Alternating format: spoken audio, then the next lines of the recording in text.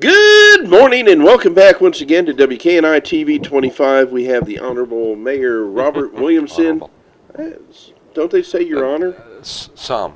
So Some don't call me honorable. That's okay. we're not going to go there, okay? Okay. We're not going there. All right. Beautiful wife that you have, by the way. I do. She sure does. Yes. You've been married now how long? 7.5 years. Wow.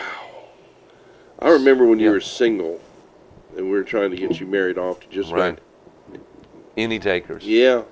Nobody wanted to take, but no. she stepped up. Yes, I've been blessed. Yeah, she came out of nowhere, and all of a sudden, boom, and she's got the hook right there, and I have never seen you clean up this good. I know it. I'm telling you. It's amazing what they can and will do. You own, we were going to talk about this spring break, but also you're in the broadcasting industry. You've been in it for a number of years. You own 2 radio stations. Is that correct? Or more? Right. 2, no. 2. Hey, we'll get the information out today. He also, no, go ahead. You own 1 in Florala and 1 in Greenville. Right. Okay. Yep. And broadcasting's a lot of fun.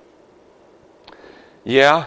I mean, actually, my broadcasting career, I guess, has kind of changed directions because I really don't do a whole lot where radio is concerned anymore. I do an awful lot of sports. That's good. I'm glad you brought that out. That's Jock Jive. Jock Jive. That's it. Yep. And we see on Facebook all the time talking about that. Tell us a little bit about that.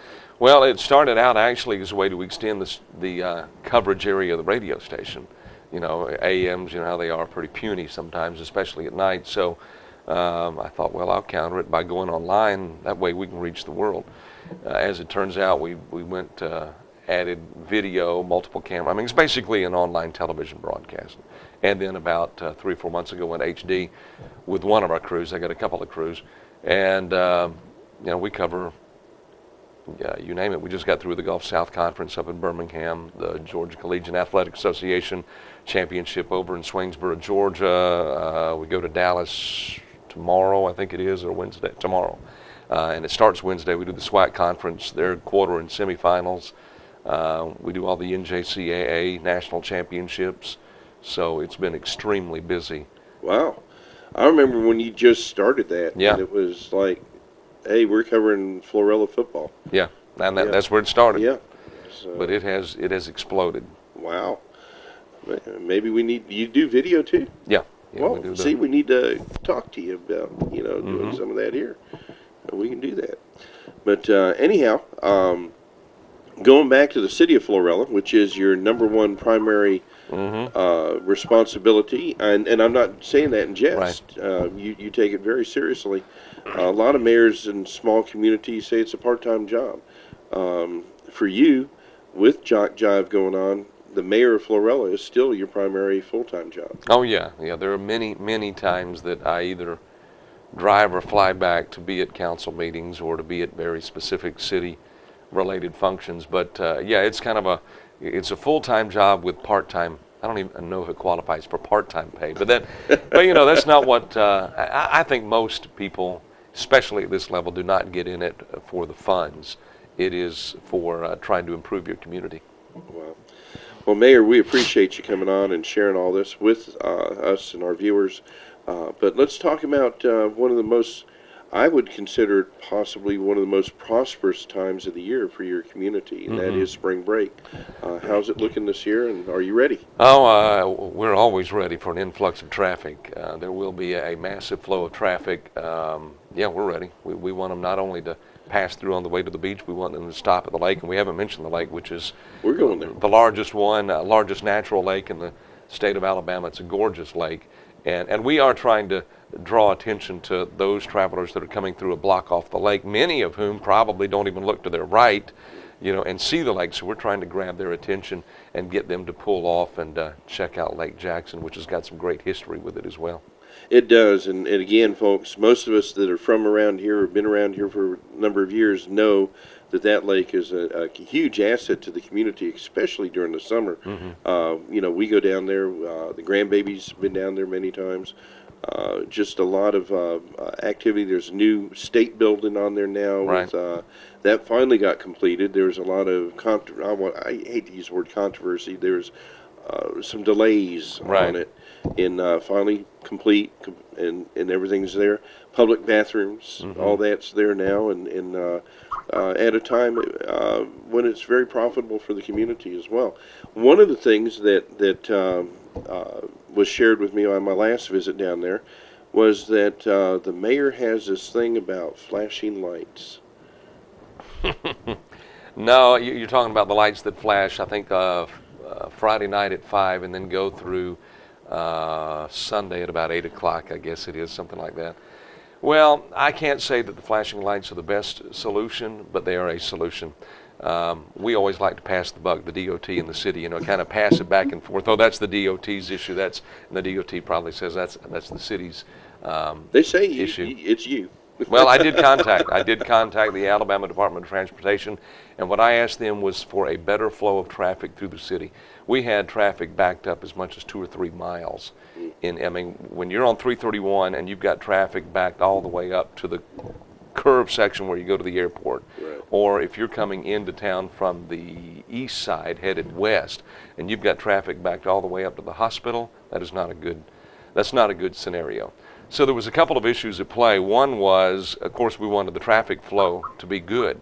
Number 2 was, at that particular time, we didn't want to pitch a huge fit about it, though, because the bypass, as you know, was being considered, and we didn't think a bypass was good for the downtown residents, our downtown customers and businesses of Florala. So we were kind of, caught between a rock and a hard spot in trying to get the proper flow of traffic through town, try to be as conducive to the business owner as possible, yet not try to give the powers that be at the state level something to work with as far as a need for a bypass. So those were kind of the 3 things we were juggling, trying to get things correct. You know how it is in the world of not only politics, all worlds. You just don't make everybody happy. You definitely try to, but you just don't. And we felt like at the moment that was the best solution we could come up with as far as the traffic flow. And is that going to be going on this year? I don't know. I noticed that the lights are different, and I have not had anything to do with that. So I don't know what the situation currently is. I do need to get updated in regards to whether the status of the lights have changed. They appear to have. But again, it's DOT. Well, I noticed, like you said, the lines of and that doesn't make anybody happy. That makes people find other alternatives, and the flashing lights. I had one business owner here recently come up to me down there and say, they just drive by now. They don't have time to stop and look around. Yes and no, and on both sides I can see. Right. There's not a perfect solution. I know when I get caught in traffic jams, I'm not about to get out of the traffic jam. I mean, you got your spot, so you're like, man, if I pull out, I've lost it, and I'm back to the very back. So, and if you're not from here, okay, where are you going to go? Right. So the question is, does the traffic jam help traffic, or does the better flow, help businesses, or does the better flow of traffic help businesses? And I don't know which is correct. Well, better flow would give people more time to get to their destination, and may have time to stop and shop. Right. Whereas if they're coming through and they've been in line for 2 hours, they're behind their schedule, and they're just going to blow through town as soon as they can. So it's a thing that won't, unfortunately, it's one of those situations where. Well, you're the hatchet man, so you're the sacrificial lamb, I should say, as the mayor. And but again, business is growing in Florala. Positive things are happening. Do you have any numbers for spring break? Like, does it, how does it really affect the community? From a business perspective or from a traffic flow perspective? Well, traffic flow, we've discussed that. Right, and it does obviously help. The bulk of the increase in sales tax revenue is on gasoline sales and the eateries, but I'm sure there are those who stop in at the Dollar General and the Family Dollar and make purchases. But the bulk of the increase comes from that gasoline sales and restaurant sales revenue. Well, good stuff going on down there. Now, I can just imagine Sonny Bedsole out in the middle of the intersection with his orange gloves on and doing, Yeah. Would you make him do that? Um, This will be on the internet, so you will be able to see it.